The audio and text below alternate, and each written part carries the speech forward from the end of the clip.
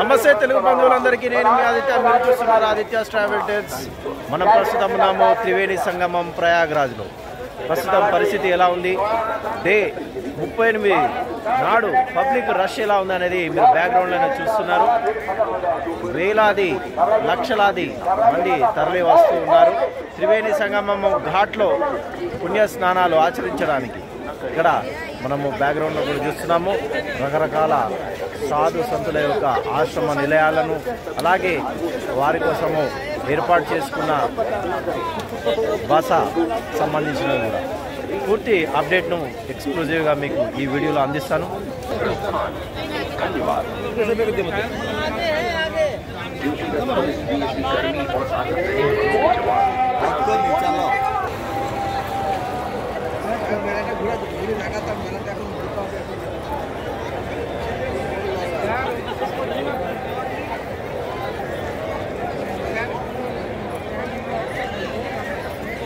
ప్రస్తుతం మనము త్రివేణి సంగమం ఘాట్ దగ్గర చూస్తున్నాము ఎంతమంది అయితే జనాలు ఉన్నారన్న విషయం మీరు ఇక్కడ గమనించినట్లయితే తెలుస్తుంది వేలాది లక్షలాది మంది రకరకాల ఘాట్లు గంగా యమున సరస్వతి అలాగే ఈ 3 చోట్లు కలిసే సంగమ్ ఘాట్ ఇప్పుడు సమయం దాదాపు ఉదయం 6:45 ప్రాంతంలో ఆ బ్యాక్గ్రౌండ్లో మనం చూస్తున్నాము ఒక లైన్ ఎలా అయితే వెళ్తుందో పుణ్యస్నానాలు ఆచరించిన వారు తిరిగి మళ్ళీ వారి వారి బసలకు వారి వారి ప్రాంతాలకు వెళ్ళడానికి ప్రయత్నం చేస్తూ ఉన్నారు మనం ఇక్కడ ఏమాత్రం ఏమరపాటుగా ఉన్నా కూడా చాలా ఇబ్బంది పాలైపోతాం ఎందుకంటే చిన్నపిల్లలు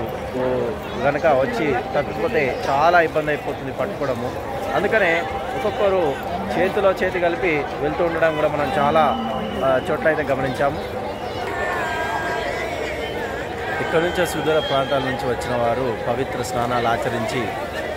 ఆ త్రివేణి సంగమంకి భజన కార్యక్రమం నమస్కార కార్యక్రమాన్ని వెనకాల చేస్తున్నారు చాలా చక్కగా మనం చూడొచ్చు ఎక్కడ చూసినా కానీ కూడా పవిత్ర స్నానాలు ఆచరించడానికి ప్రజలంతా దేశం నలుమూలల నుంచి ప్రపంచ నలుమూలల నుంచి హిందూ బంధువులంతా ఏకమై ఒక్క తాటిపై ఉండి ఇక్కడికి చేరుకుంటున్నారు ఇప్పుడు నేను కూడా కొద్ది నిమిషాల్లో పవిత్ర స్నానం ఆచరించడానికి వెళ్ళబోతున్నాను అయితే మన తెలుగు రాష్ట్రాల నుంచి వచ్చే వారికి ఒక ముఖ్య గమనిక ఏంటంటే జాగ్రత్తగా రావడం కాకుండా